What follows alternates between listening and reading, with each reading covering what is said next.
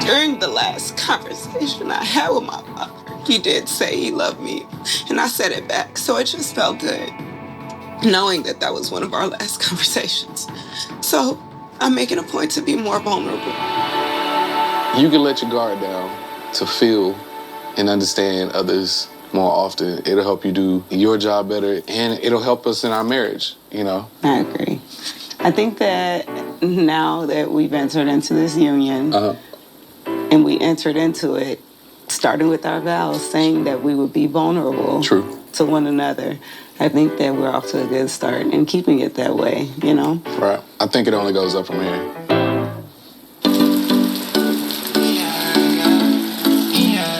Seen you at the airport, I was like, that's definitely gonna be my gym buddy. Seen the vein on the bicep, I was like, she definitely works out. She got them shoulders. I was like, all right. On my way to the gym today, bumped into Madison. Kind of feel like our marriages are similar in some points. I'm looking forward to talking about how things are going between both of our marriages and just to see another woman's perspective and insight. Like, you need to see a woman's point of view to understand some things sometimes. How are things going with you and Alan? The day that we all got here, I was like so closed off from Alan. I was like giving off vibes of pretty much don't touch me. Like Michelle, she was too. Yeah, and she and you admitted, can feel it. You can feel it as the guy. And yeah, because I'm definitely a vibe guy. And yeah. I can feel it radiating from you. Like, okay, I'll just keep my peace. I don't want to bring anybody down or get into that shut down mode myself. I think we've been like really like open and honest with our communication of like, we're not like fully there yet, and like something that like Alan and I talked about, I was like, feel comfortable like putting your hand on my back like when we're standing somewhere. Like, it's kind of necessary to start broaching that, like, we're not just like cohabitating friends, you know? Yeah.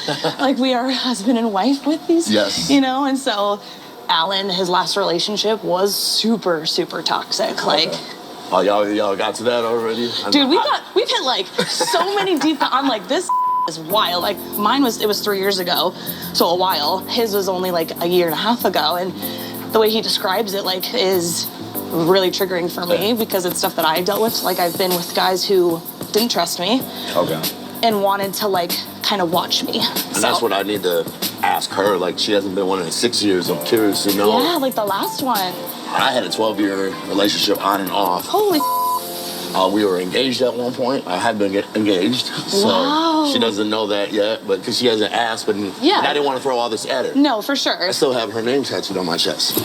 That is another thing. So. Okay, that'll be a great conversation. Like, why do you think you haven't shared that with Michelle yet? Because at the wedding time, I gave her a lot of information. Yeah. Like, do you feel like you overwhelmed her at the wedding a little bit? Yes. Okay. And when she said overwhelmed, I wasn't thinking about what I was giving her. I thought it was just a situation. Yeah. But it was her trying to process the things I was trying to tell her. So, no, that's hard. Yeah. I am curious if, like, whenever you feel comfortable, like, pushing a little bit more of not, like, here are my 50 questions for the day, but, like, kind of challenge her when she does push back of, like, I'm trying to get to know you. Give me more. Give me more.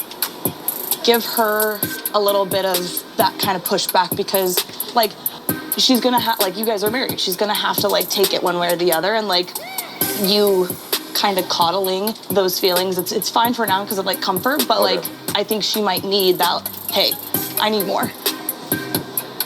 Like, kind of being a little more hard.